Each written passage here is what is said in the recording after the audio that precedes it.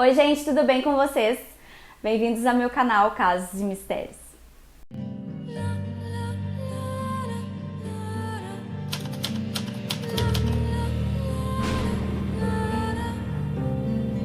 Oi meus misteriosos, tudo bem com vocês? Sejam muito bem-vindos a Casos. E hoje aqui no canal eu vou trazer um caso e eu tenho quase certeza que vocês nunca ouviram falar dessa história. E quando eu li, me chamou muita atenção e me deixou extremamente indignada e também muito indignada que até hoje esse caso não tenha chamado a atenção o suficiente para ser desarquivado e resolvido. Esse caso aconteceu no dia 23 de junho de 1966. Esse caso ocorreu com duas amigas e duas colegas de trabalho e colegas de quarto que se chamavam Lisa Wick e Lone Trumbull. A Lisa e a Lune, elas estavam temporariamente em Seattle nessa data, porque elas eram comissárias de bordo, então elas estavam, enfim, hospedadas em um hotel, aguardando, para que seu próximo voo, o seu próximo destino ocorresse. Uma terceira colega de quarto e de trabalho delas, chamado Joyce Bowie, chegou no apartamento naquela manhã daquele dia 23 de junho, por volta das 9h30 da manhã, e quando ela chega no quarto das meninas, ela nota que a porta estava destrancada. Ao entrar no apartamento, ela se depara com uma cena de horror. A Joyce acaba encontrando as duas colegas de quarto, a Lisa e a Lune, deitadas inconscientes na cama. Sangue por todo lado, tinha sangue, muito sangue nos lençóis das meninas, na cabeça das meninas, e muito sangue também nas paredes, enfim, respingado. Então ela vendo aquela cena de horror, ela já fica apavorada, começa a gritar e ela corre para o segundo andar, que era onde o dono do apartamento, morava, para pedir socorro. Em seguida eles chamam a polícia, que vai imediatamente, enfim, ao local, e chegando lá eles acabam se deparando com aquela cena e eles acabam constatando que as meninas elas foram agredidas com um objeto, mas que elas não foram violentadas sexualmente. A Lisa ela foi gravemente ferida e ela foi levada para o hospital, onde ela foi submetida a uma cirurgia de emergência para aliviar a pressão no cérebro dela, causada pelas fraturas, enfim, por aquele objeto. E a Lisa ela conseguiu sobreviver a esse brutal ataque graças aos rolos de cabelo que ela usava muito antigamente, as mulheres, aqueles rolinhos para fazer cachos, que elas dormiam com aqueles rolinhos para ficar o cabelo cacheado. Então, ela, segundo os médicos, ela teria sobrevivido graças aos rolinhos que ela colocou no cabelo naquele dia, que deram uma certa amortecida, de leve, mas amorteceram aquelas pancadas e fez com que ela sobrevivesse. Infelizmente, a Lune, ela não teve a mesma sorte e acabou falecendo. Segundo as investigações e também a autópsia feita na Lune, os detetives entraram num consenso de que elas teriam sido atacadas por volta das 3 da manhã. Um funcionário da empresa que as meninas trabalhavam chegou a ligar para elas perto da meia-noite para confirmar, enfim, o voo que as meninas iriam pegar. Esse mesmo colega delas tentou ligar para elas por volta das 6 da manhã daquele dia e daí nesse horário elas já não atenderam o telefone. E agora a gente vai para a primeira parte de se indignar desse caso, que eu achei extremamente revoltante eles não terem feito uma investigação mais minuciosa e não terem dado tanto foco nessa pessoa, que foi o xerife do caso. O xerife do caso que pegou esse caso, ele estava namorando a Lune. Sim.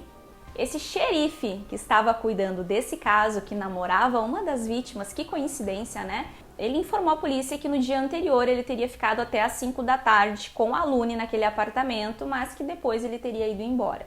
E o mais revoltante, o que deixa a gente mais com a pulga atrás da orelha nessa parte desse xerife, de achar que eu acho que teria sido ele, pelo fato de que nas investigações do local, na perícia que foi feita dentro do apartamento, eles encontraram um objeto que teria sido utilizado para bater nas meninas num terreno baldio ao lado desse apartamento, que era um pedaço de madeira, e nesse pedaço de madeira estava coberto do sangue delas, comprovou que era delas. E em volta desse objeto, enfim, tinha uma calcinha das meninas também, que teria sido usado, pelo que os detetives, enfim, analisaram, teria sido colocado de propósito para poder pegar naquele objeto sem deixar digitais. E a parte mais intrigante, que é onde eu quero chegar, é que as malas das meninas estavam jogadas nesse terreno baldio, aonde foi encontrado a arma do crime. Então, qual a necessidade de alguém entrar, matar, pegar as malas das meninas que significado que teria as malas das meninas e jogado para fora, como se aquela pessoa tivesse com muita raiva. Isso me levou a pensar, meu lado detetive de ser, me levou a pensar que poderia ser esse cara, porque ele estava namorando uma das vítimas e coincidentemente naquela semana ela iria embora. Será que eles não tiveram uma briga e ele não queria perder ela e acabou cometendo todo esse ato? E como forma de raiva, de desprezo, de indignação, sei lá, no momento, ele pode ter pego as malas que simbolizavam a partida dela e jogou com muita revolta fora as malas dela. Então, gente, é uma parte que me indigna muito, como é que a polícia não deu atenção. Eu tenho certeza que a polícia não deve ter dado tanta atenção por ser o xerife, né? Mas, gente, quantos casos a gente vê de que a polícia está envolvida ou que em algum caso o policial era o culpado, um ex-policial é culpado. Gente, isso não quer dizer nada.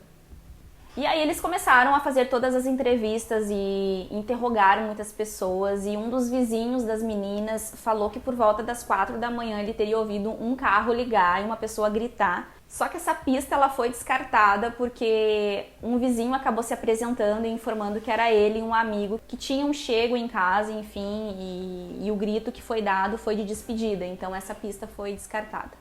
Uma busca também por digitais e acabaram encontrando várias impressões digitais, incluindo uma impressão digital completa que ficava na porta da frente do apartamento, mas não disseram na hora se as impressões pertenciam aos ocupantes do imóvel ou a um possível agressor.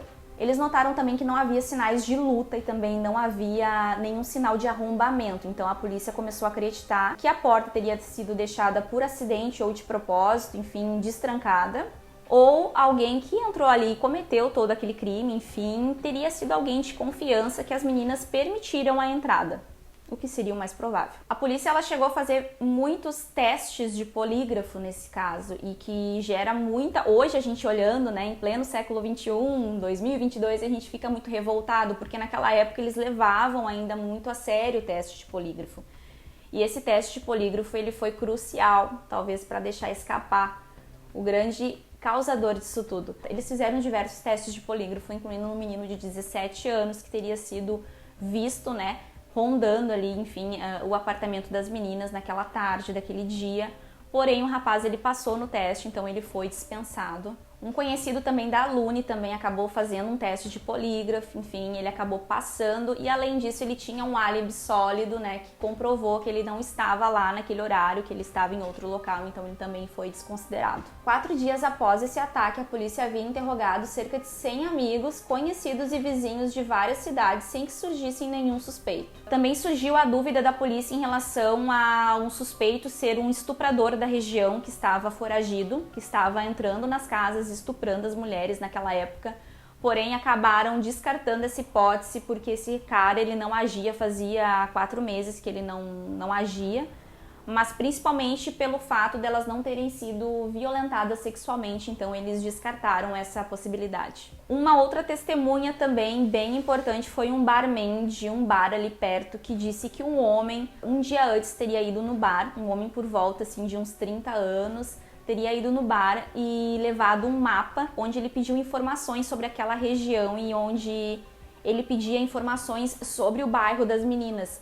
Então esse barman lembrou desse episódio, levou isso para a polícia, só que não ajudou muito porque ele não lembrava muito das características do homem, a não ser que ele tinha por volta de 30 anos, ele não prestou muita atenção na fisionomia. Então eles acabaram não encontrando esse homem, nunca descobrindo quem foi esse homem. Então se foi esse homem, adeus, né?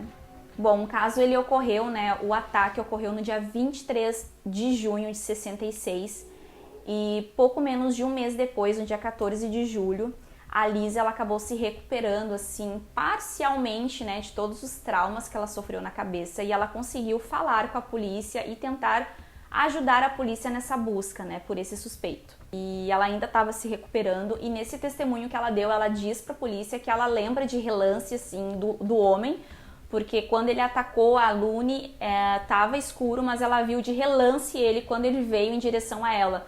Então ela deu as seguintes características. Ela disse que era um homem branco, que vestia roupas escuras e que tinha cerca de 30 anos, 1,70 m e pesava cerca de 165 quilos. Ela disse também que ele tinha cabelos loiros, bem ralos, quase que uma calvície. Com essas características, a polícia fez o retrato falado, né, espalhou esse retrato falado. E inclusive eles mostraram fotos de suspeitos para Lisa para ver se ela identificava. E, inclusive dentro desses suspeitos estava ali a foto do Richard Speck.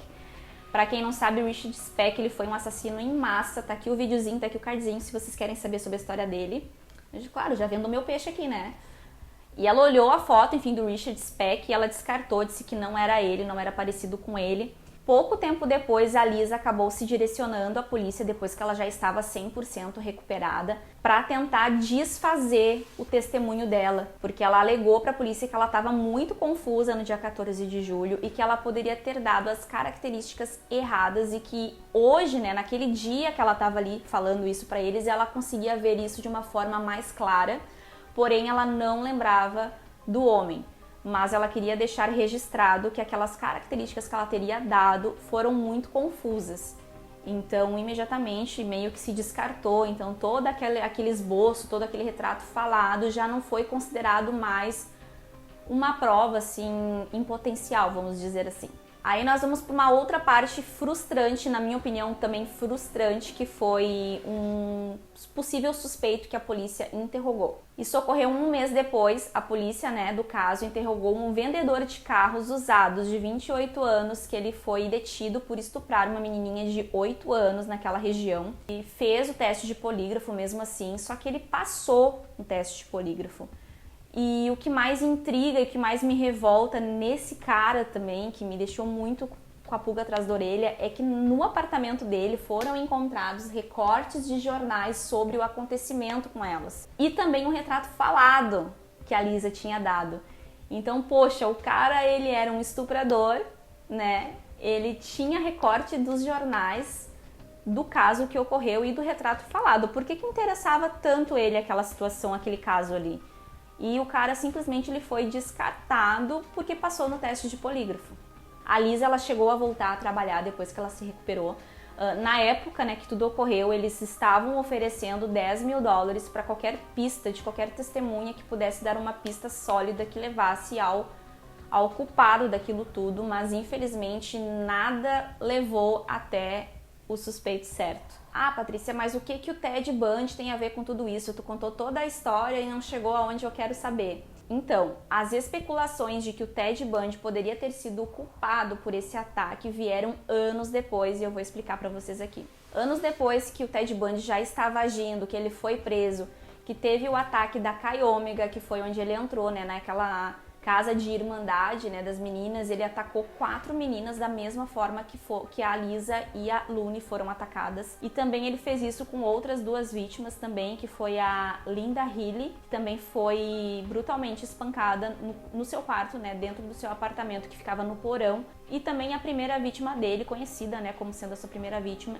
que foi a Karen Sparks, que também foi atacada no seu apartamento também enquanto ela estava dormindo e também foi o mesmo tipo de violência, né? Ele atacou todas elas enquanto estavam deitadas, dormindo, enfim, com muita brutalidade e pancadas direcionadas na cabeça. Então, devido a esse modus operandi, começou-se todo um movimento para tentar comprovar se o Bundy foi o autor daquele crime de lá de 1966. Então, nessa época que eles começaram a indagar sobre isso e analisar sobre isso, investigar sobre isso, o Ted Bundy ele já estava no corredor da morte. Enfim, os detetives do caso foram até ele, tentaram tirar a verdade dele, tentaram desvendar o caso e indagar ele se ele realmente teria sido o culpado por esse assassinato, por esse ataque a essas 2 meninas lá em 66.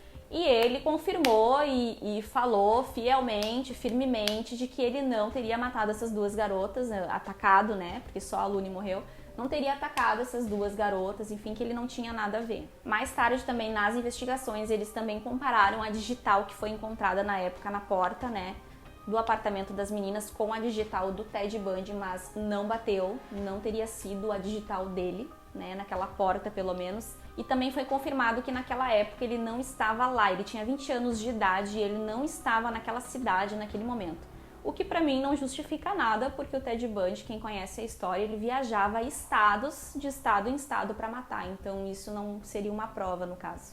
Um fato bem curioso sobre esse caso é que a Lisa, né, a sobrevivente desse ataque, em 1986 ela se encontrou com a autora do livro do Ted Bundy. Então ela chega a contatar, ela contata a autora desse livro aqui, que é a Anne Rule, eu nunca sei dizer o nome dela, mas enfim, dizendo pra ela que ela comprou o livro dela e que ela estava tentando ler, mas toda vez que ela olhava pra capa e olhava nos olhos do Ted e as fotos do Ted, ela sentia algo muito ruim no inconsciente dela, como se ela já conhecesse aquela pessoa e já tivesse contato com aquela pessoa.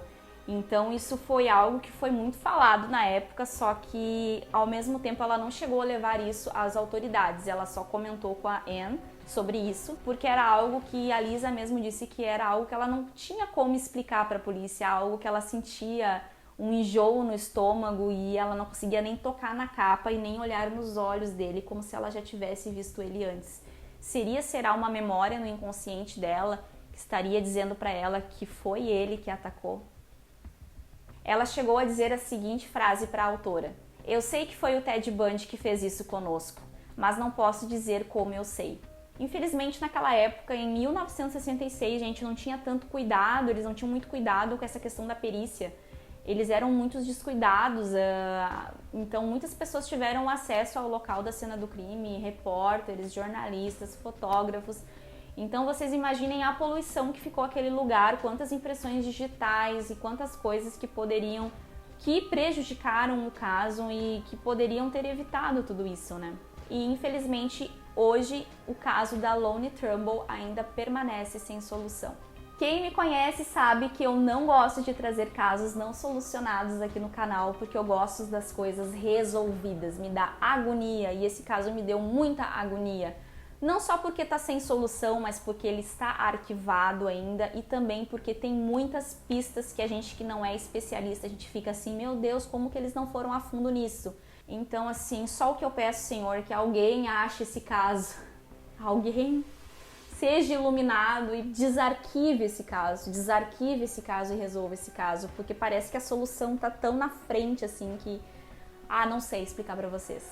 O caso de hoje fica por aqui. Se vocês gostaram desse vídeo, deixem aqui se vocês gostam desses casos sem solução. Deixe o like aqui se você gostou desse vídeo, se inscreva aqui no canal, me siga lá nas redes sociais, lá no Instagram, casos.mistérios, e também lá no TikTok, tá aqui o perfil. E eu vejo vocês no próximo vídeo. Um beijo!